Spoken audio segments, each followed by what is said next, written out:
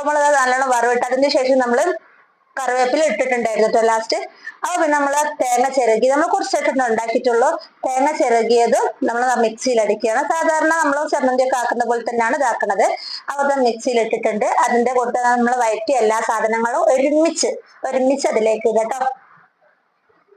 ആ വീഡിയോ ആദ്യമായിട്ട് കാണുന്നവരാണെങ്കിൽ സബ്സ്ക്രൈബ് ചെയ്യുക, ലൈക്ക് ചെയ്യുക, ഷെയർ ചെയ്യട്ടോ. അപ്പൊ കമന്റ് ചെയ്യാൻ മറന്നു പോകരുത്. ഇതേപോലെ ഫീഡ്ബാക്ക് അറിയിക്കട്ടോ. അപ്പൊ നമ്മൾ ഇതിലേക്ക് ആവശ്യമായി ഉപ്പും കൂടി ചേർത്തിട്ടുണ്ട്.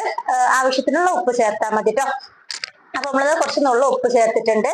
അപ്പൊ അത് കഴിഞ്ഞ് നമ്മൾ ഒന്ന് ഫസ്റ്റ് വെള്ളം ഒന്നും ഒഴിക്കണ്ട കേട്ടോ. വെള്ളം ഒഴിക്കാതെ തന്നെ മിക്സിയിലൊന്ന് അടിക്കുക.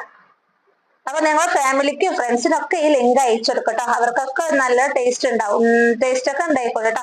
അപ്പൊ നമ്മളൊരു പ്രാവശ്യം അടിച്ചത് ഇങ്ങനെയാണുള്ളത്. അപ്പൊ ഇങ്ങനെ ആയതിനു ശേഷം നമ്മളിതാ പപ്പടം നുറുക്കി, നല്ല സുഖമുണ്ട് കേട്ടോ പപ്പടം. അങ്ങനെ അതിലേക്ക് ഇങ്ങനെ പൊട്ടിച്ചിടാണ്. പപ്പടം ഇങ്ങനെ പൊട്ടിക്കുമ്പോൾ നല്ലൊരു